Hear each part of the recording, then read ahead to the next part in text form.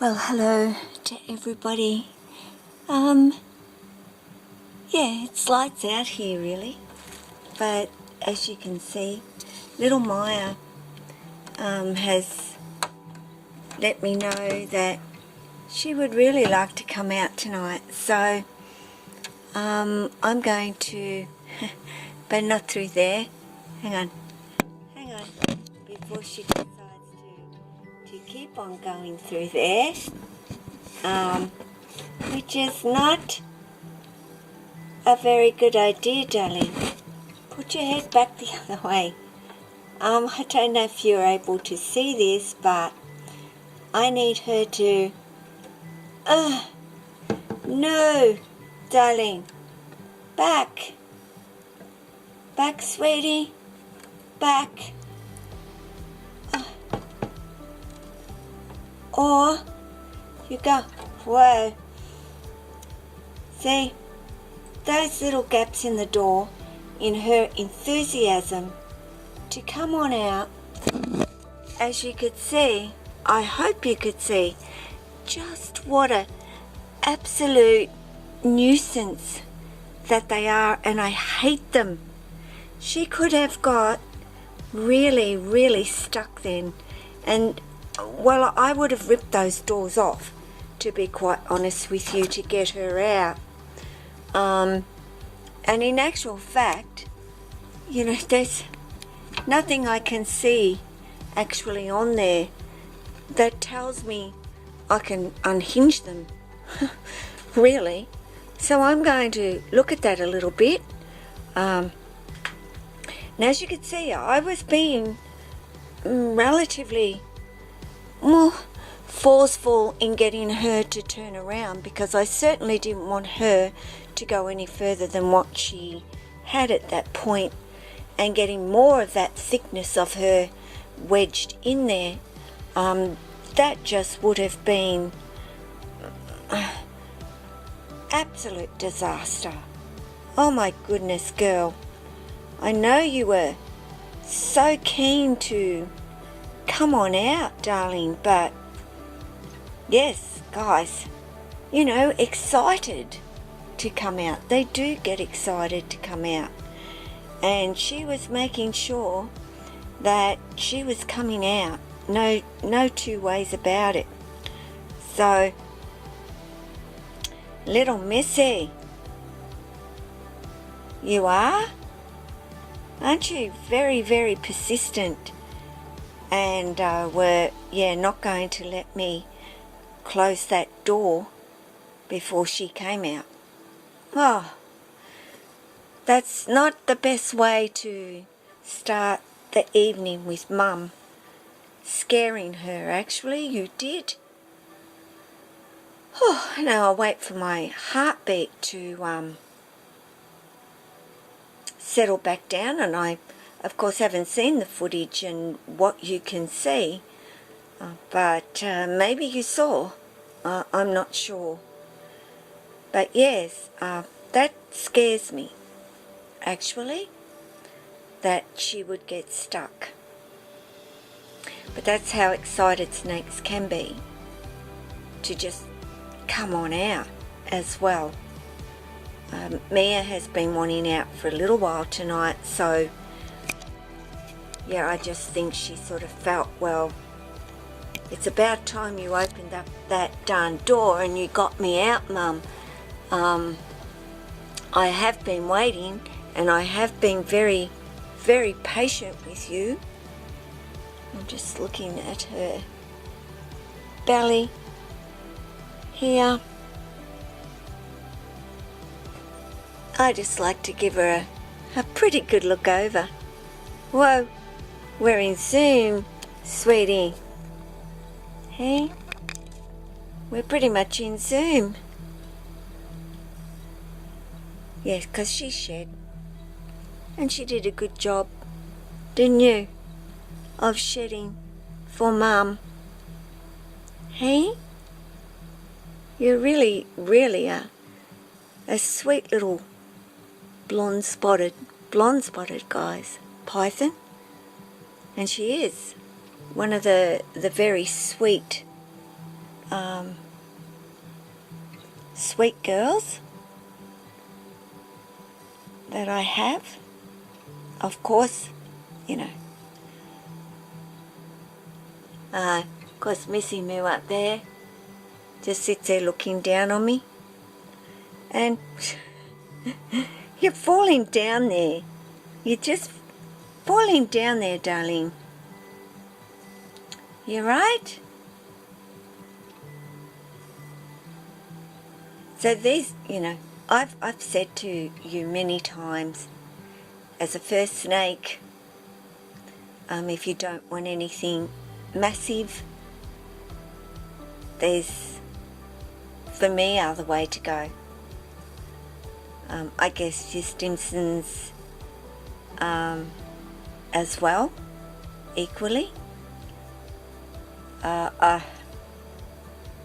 Yeah, they're just pretty easy to look after. They don't take up a lot of space.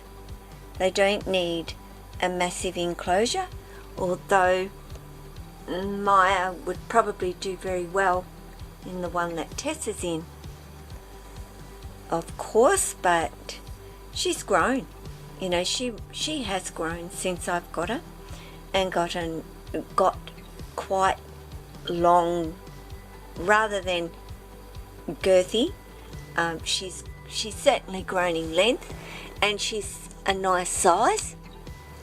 I would put Myah to be maybe not 5 foot yet, but I'm pretty sure that ultimately that is where she's going to end up, being around that particular size.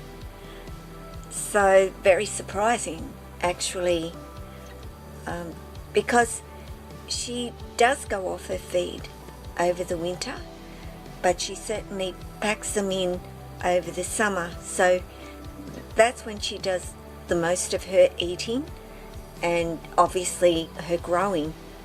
And in the winter, of course, less eating and less growing. I guess that goes together, doesn't it, guys? But I know where she would like to go, and Myah loves going up here in that particular little hangout spot. But I've, you know, going to give Myah a little bit of time, and then I will be having to get a pony out as well. So it's not just Myah out tonight.